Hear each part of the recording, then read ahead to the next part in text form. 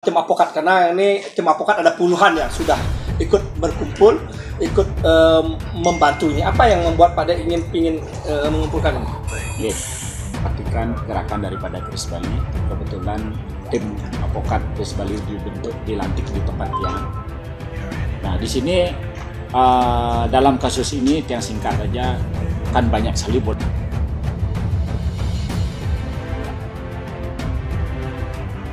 Sebelum mulai, izinkan saya mengaturkan Pangasungkaru. Om Swastiastu. Assalamualaikum warahmatullahi wabarakatuh. Salam, namo buddhaya, salam rahayu, salam sejahtera buat kita semua. Terima kasih. Pada sore hari ini, bapak-bapak dari Apokat yang sudah berkenan meluangkan waktu untuk hadir, izinkan mungkin saya memperkenalkan diri. Saya Juru Bima atau Ismail Jaya yang di sini di Yayasan Ksatria Kris Bali sebagai ketua, dan di sini saya didampingi oleh pembina, kebetulan Pak Kadek Mariate atau Pak Kadek Flower atau Pak Kadek Garda, banyak juga punya nama. Beliau saya minta untuk menjadi pembina di Yayasan Ksatria Kris Bali, meminta tolong untuk bertemu dengan tim Apokat. Ada beberapa yang ingin disampaikan.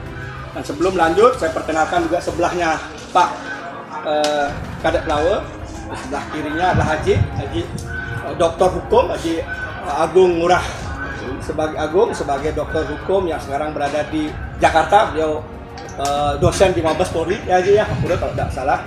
Dan Pak Bowo, ini Pak Bowo yang sudah ikut di kasus tanah Ungasan yang kemarin eksekusi viral dan beberapa kasus. Pak Bowo inilah yang menggarap waktu itu di awal di tanah Ungasan. Dan ada tim khususnya, ada Pak Sugeng. Jadi Pak Sugeng ini adalah staf khusus dari beberapa, saya nggak mau sebutin nanti biar saya mau mengampah ya, staf khususnya.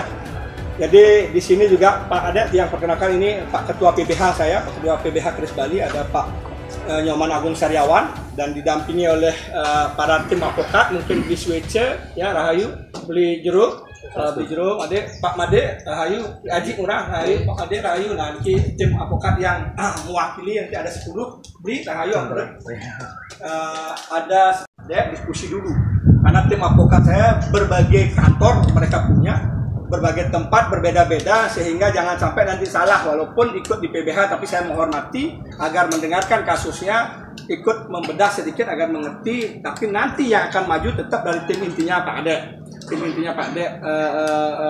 Flower, Pak Ade Mariate yang akan maju. Kita akan mendampingi saja untuk pendampingan hukumnya. Kalau memang nanti ada waktu segala macam, kalau ingin berkenan untuk mendampingi di hukum, mungkin dipersilakan. Tapi untuk kepoldanya diharapkan untuk kekuatan penuh, sehingga ikut mengawal kasus ini, laporan ke Polda nantinya. Itu yang ingin saya sampaikan. Mungkin lebih lanjut dari Pak Ade.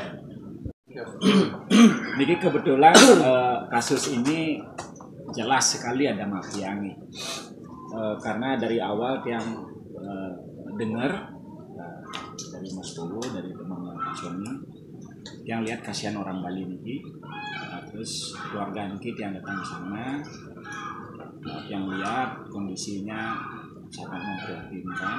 Habis itu eksekusi kelas 9 Mas ya? Kelas 9, ya. Di sana ada anak Oda satu, orang tua.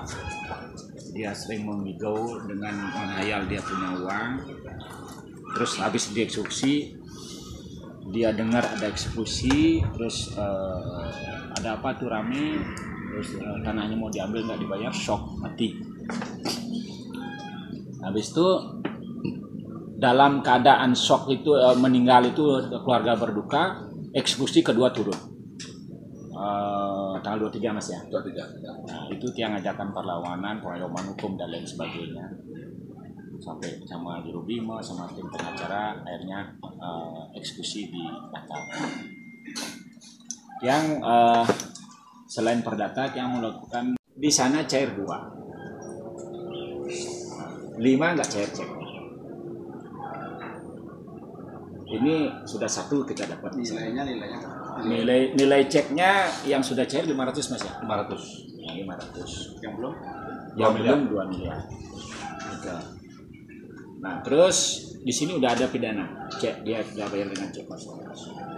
Notaris ini, setahu Tiang, notaris itu kan melindungi penjual dan melindungi pembeli. Dia sudah cek dia melindungi pembeli, dia cek sertifikat clear. Dia harusnya melindungi penjual dong. Itu dia nggak lakukan. Setelah cek kosong, dia laporkan ke notaris, cek kosong ini tidak bisa dicairkan. Habis itu ceknya diterima sama notaris, tapi sertifikatnya orang diproses dan diberikan kepada pembeli sertifikat. Dan dilakukan juga sama Bapak.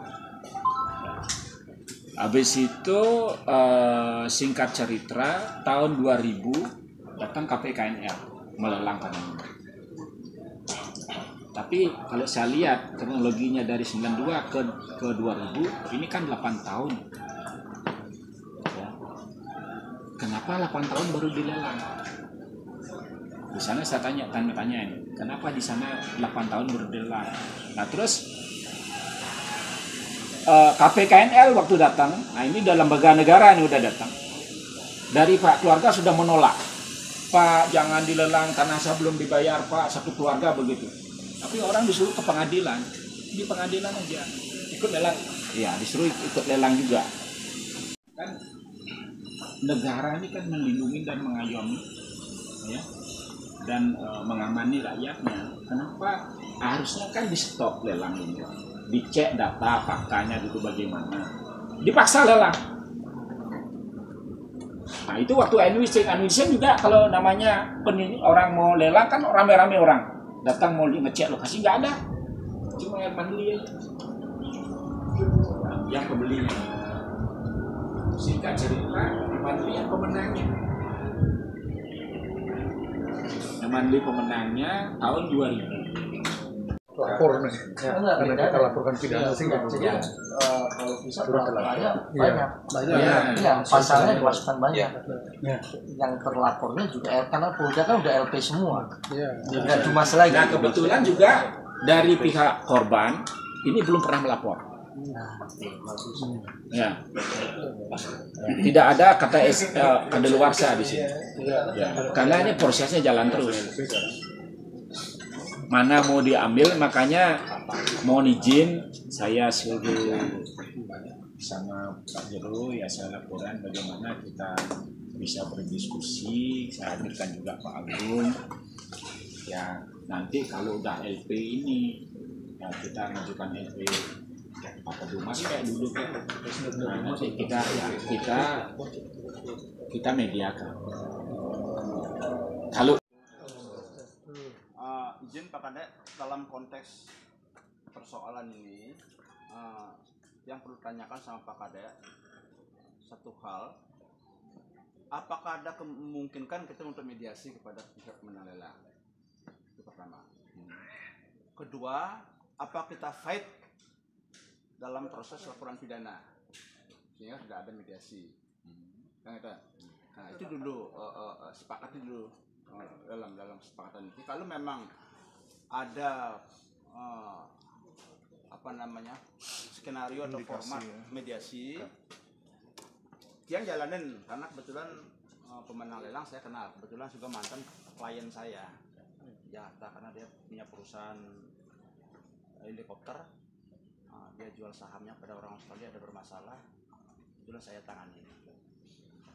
Tapi bukan kasus saksi kemarin saya ajak semua, sertifikat muncul dari Nuret langsung dari salah lelang. Nah, kalau dari pengalaman Pak Notaris Chandra, dia hanya mengamini bahwa itu pengikatan jual beli lunas. PJB. Ya. Dan saya lihat di situ tidak ada peralihan hak, PPAT-nya di mana, tidak ada, tidak muncul semua. Dan itu banyak kejanggalan, memang faktanya seperti itu. Ya. Dalam konteks pidana ini kan harus ada target. Betul. Nah, target itu apa? Satu, karena ini legal standing sudah masuk sebagai permohonan lelang, sudah mau eksekusi. Satu hal, objek itu harus menjadi sita pidana. Itu dulu. Sita pidana. Caranya bagaimana jadi sita pidana itu? Agar teman-teman juga bisa belajar dari wilayah terpisah. Sementara itu yang saya sampaikan. Mungkin teman lagi ada yang Silakan teman yang lain. Makin banyak pemikiran makin bagus. Makin bagus. Iya. Nyaman, nanti koordinatornya Bapak tetap. Produk hukumnya nanti nama kita dicantumkan. Silakan nanti masalah tentang kop kantornya, PT kantornya Bapak, nama teman-teman kita dicantumkan sehingga paling tidak kita punya legalitas. Kalau kita tidak ada di dalam kuasa kan kapasitas Anda apa semua bingung teman-teman. Nah, Pak buatkan nanti cantumkan teman-teman yang hadir, nanti yang sudah hadir ke sini saya yakin sudah siap untuk mendampingi. Siap. Sehingga pada saat pengacara muda Bali berbahaya. Nah, ini saya sekarang bersama tim advokat PBH Kris Bali. Di samping ada tim advokat yang lain. Hari ini ada di tempatnya Pak Kadep Mariate untuk rapat diskusi tentang masalah hukum. Kenapa sekarang tim PBH Kris Bali ikut turun dan harus turun? Karena di sini adanya ketidakadilan menurut saya. Bagaimana dengan Pak Ketua PBH yang sudah menghadirkan semeton saudara-saudara kita di PBH yang ikut tulus untuk berjuang. Bagaimana tanggapannya Pak Nyaman Agung Sarewan? Om Swastiastu, saya selaku Ketua PBH Kris Bali dalam hal ini atas pertimbangan daripada Yayasan Kris Bali kita dilibatkan dalam rangka untuk mendampingi korban yang selama ini tidak mendapatkan keadilan secara hukum, baik keadilan dilalui secara perdata maupun secara pidana. Nah, dalam pertemuan kita hari ini kita sepakat membentuk namanya tim hukum relawan pembela korban. Nah, untuk itu lebih jelasnya mungkin dari teman saya yang menerangkan sehingga kita menjadi satu kesatuan untuk membela yang lemah. Kita hadir di sini ikut mengawal daripada tim hukum yang sebelumnya Pak siapa namanya Mas? Bowo. Pak Bowo, kita ikut mendampingi beliau, kita menjadi satu tim dalam rangka untuk membela kebenaran. Saya yakin kebenaran pasti akan menang. Mungkin dari Pak Dodi silakan menjelaskan. Ya, Swastiastu. Ini merupakan hari yang baik di mana rekan senior kita yang sebelumnya sudah mendampingi perkara ini sudah berjalan dengan mekanisme dengan upaya hukum yang baik, yang mana sampai dengan adanya tindakan eksekusi, namun itu berhasil ditunda. Nah, kita akan melihat dari segi data dan dari segi proses terjadinya perkara ini. Karena kita tidak bisa menutup mata bahwa masalah tanah itu sangat pelik di Bali. Yang terpenting itu, yang pernah saya alami adalah sistem kepercayaan, di mana tetua kita dulu itu bisa percaya, namun dia tidak mengetahui apa yang terjadi. Nah, dengan demikian, kemungkinan dalam perkara ini banyak oknum yang bermain. Nah, sekarang masalahnya pertanyaannya adalah apa, bagaimana? Bagaimana kita menemukan oknum yang bermain di dalam ini? Tentunya kita harus membuktikan dan meyakinkan bahwa semua proses itu ada celah yang dia langgar. Salah satu contoh misalnya ada terjadinya jual beli tanah. Itu di dalam syarat jual beli tanah itu ada syarat-syarat yang harus terpenuhi. Nah, kalau seandainya di dalam syarat tersebut tidak terpenuhi, maka transaksi ini dapat dikatakan tidak sah secara hukum. Salah satu contoh, misalnya ada cek kosong di situ. Nah, kembali ke cek kosong itu kan kesepakatan jual beli tanah itu kan kesepakatan. Itu berada di dalam pasal 1320. Kalau hal tertentu yang tidak halal diperjanjikan, maka secara otomatis itu dapat dikatakan tidak sah perjanjian itu. Maka produk yang dihasilkan oleh para pihak ini dapat dikatakan tidak sesuai dengan hukum. Ada unsur pidana yang bisa diambil dalam hal ini karena ada proses yang salah kan begitu, dan ada beberapa hal yang bisa kita ambil dari proses-proses yang salah. Ya. Mungkin nanti akan digali lagi lebih lengkap gitu, Pak. Kalau unsur pidana, kembali kita lihat ke berkas syarat untuk transaksi jual beli tanah itu. Ya. Seperti saya katakan tadi, kalau misalnya ada cek blong atau kosong, kita buktikan itu kosong. Nah, kalau itu terbukti, itu ada istilahnya rangkaian penipuan di situ, rangkaian kebohongan yang dilakukan oleh para pihak, entah siapapun itu yang terjadi kan begitu. Jadi pidana atau perdata dan atau tun nantinya, kalau seandainya celah unsurnya terpenuhi, kemungkinan kita akan lakukan itu. Ya. Oke, terima kasih Pak Dodi. Ya. Mungkin ini Pak Dek, saya karena kenapa sih ini Pak Dek ingin mengumpulkan semua tim advokat, karena ini tim advokat ada puluhan yang sudah ikut berkumpul, ikut membantu ini. Apa yang membuat Pak Dek ingin mengumpulkan ini? Swastiastu. Kenapa dia ingin mengumpulkan begini? Kebetulan dia juga kan selama ini memperhatikan gerakan daripada Kris Bali. Kebetulan tim advokat Kris Bali dilantik di tempat Tiang. Nah, di sini dalam kasus ini yang singkat aja kan banyak sekali bolong-bolong pidana di sini. Makanya kita perlu diskusi dengan tim-tim mereka advokat bagaimana kita akan lakukan untuk selanjutnya. Karena di sini kita perlu diskusi apa yang harus kita ini ngasih masukan begini supaya kita form untuk ke Polda Bali untuk bikin laporan untuk semua rekan-rekan yang bisa hadir ke sana nanti. Cuma itu aja. Oke, Pak Bowo ada tambahan? Kalau dari kami hampir sama kayak disampaikan Pak Kadek. Ya, oke, terima kasih. Kurang lebih seperti itu. Jadi itulah tujuannya bahwa ketika ada unsur yang dilihat oleh para tim advokat sudah diskusi, hati-hati buat para mafia tanah. Karena ketika Anda tidak mau mengerti dengan negosiasi, Anda tidak mau berbaik hati, kemungkinan hukum Tuhan akan terjadi. Pidana pun bisa didapatkan di sini dan ada celah pidana yang akan digali di proses ini. Semoga ada kebaikan, semoga ada tangan Tuhan, semoga ada yang terbaik buat kita semua. Salam Rahayu. Itu aja Pak. Terima kasih semua. Amin.